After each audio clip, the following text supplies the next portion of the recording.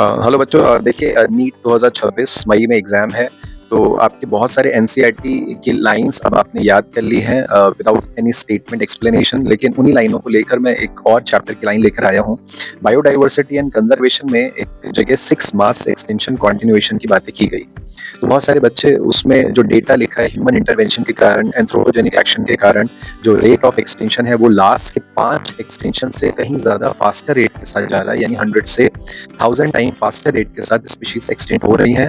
अगले कुछ 100 सालों में ऐसा कुछ लिखा है डेटा कि हम अर्थ की आधी से ज़्यादा स्पीशीज को खो देंगे। लेकिन बहुत सारे बच्चे उस दौरान मेरे से पूछते हैं कि ये जो 5 मास एक्सटेंशन हो चुके थे अर्थ में लाइफ आने के बाद, तो क्या इसमें भी इन एक्सटेंशन में ह्यूमन का कोई इंटरवेंशन का रोल था? तो मैं कहता हूँ कि नहीं, उस समय तो ह्यूमन स्पीशीज आई ही नहीं थी।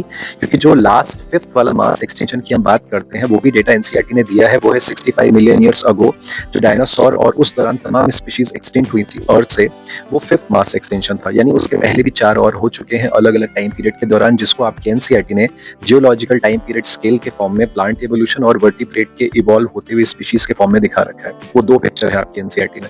तो हम कहते हैं वो अलग अलग time zone geological time period में 5 अलग अलग मास एक्सटेंशन हो चुके हैं।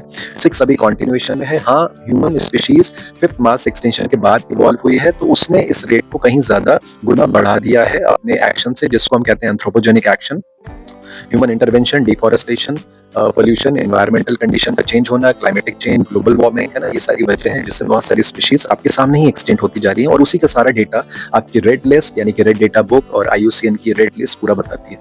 ठीक है, तो कहने का मतलब है कि वो जो 5 मास एक्सटेंशन है उसके बारे में आपको बहुत ज्यादा डिटेल नहीं पढ़नी है, लेकिन 6 वाला जो अभी ऑन गोइंग है, कॉन्टिन्यूएशन में है, इसके बारे में आपको पता होना चाहिए।